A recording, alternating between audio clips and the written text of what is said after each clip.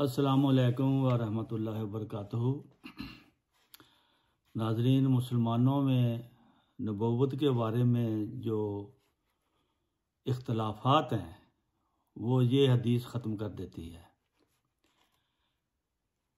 हदीस है अन इब्ने अब्बास रज़ी अल्लाह अन्हु काला लम्मा माता इब्राहीमो इब्न रसूलिल्लाह सल्लल्लाहु अलैहि वसल्लम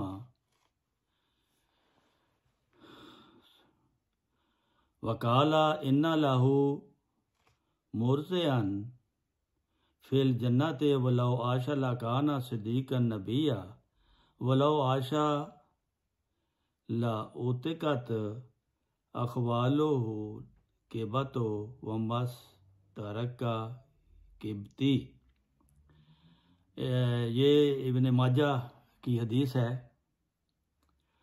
फरमाया हज़रत इब्ने अब्बास से रवायत है कि जब रसूल करीम सल्लल्लाहु अलैहि वसल्लम के साहबजादे हज़रत इब्राहीम फौत हुए तो आपने उनकी नमाज जनाजा अदा की और फरमाया जन्नत में उसको दूध पिलाने वाली मुहैया की जाएगी।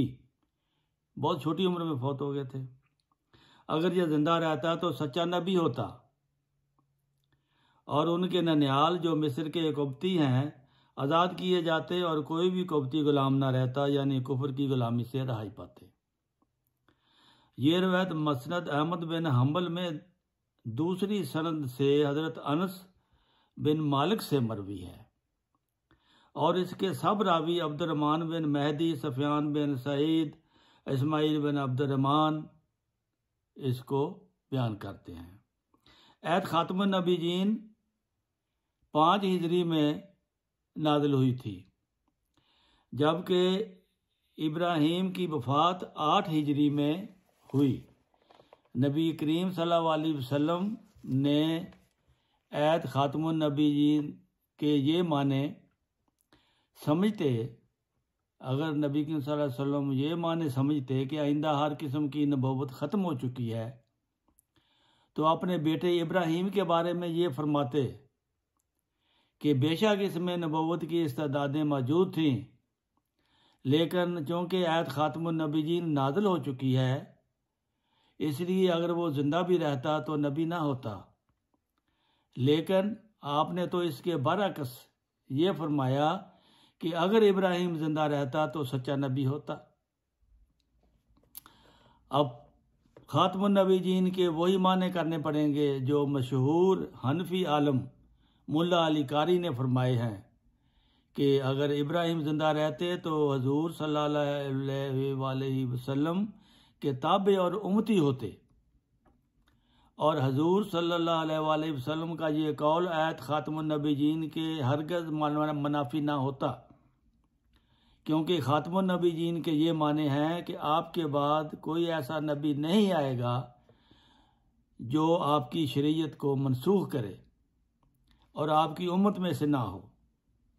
यही बात हज़रत मौलाना मोहम्मद कासिम साहब नानोतवी जो देवबंद के बानी हैं उन्होंने भी यही लिखा है कि अगर बिलफर्ज बाद ज़माना नबी सल्लल्लाहु अलैहि वसल्लम भी कोई नबी पैदा हो तो फिर खातमियत मोहम्मदी में कुछ फ़र्क नहीं आएगा।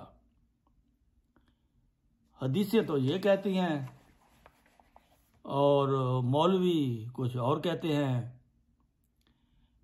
तो हदीसें ये रसूल करीम सल्लल्लाहु अलैहि वसल्लम की तरफ मंसूब होती हैं और फिर आपके बाद आने वाले उलमा भी इसकी तायीद करते हैं, तो फिर इख्तलाफ किस बात का। जब कुरून उला के जो मुसलमान हैं उनकी भी शहादतें मिलती हैं, ये नानोतवी साहब मौजूदा ज़माने के बल्कि आलम हैं, बल्कि देवबंद के बानी हैं ये,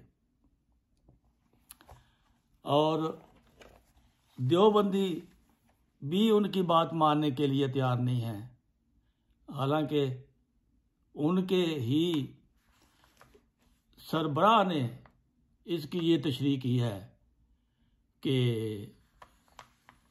नबूवत मोहम्मदी पर कोई फ़र्क नहीं आएगा अगर कोई आपके बाद उम्मती नबी आ जाए।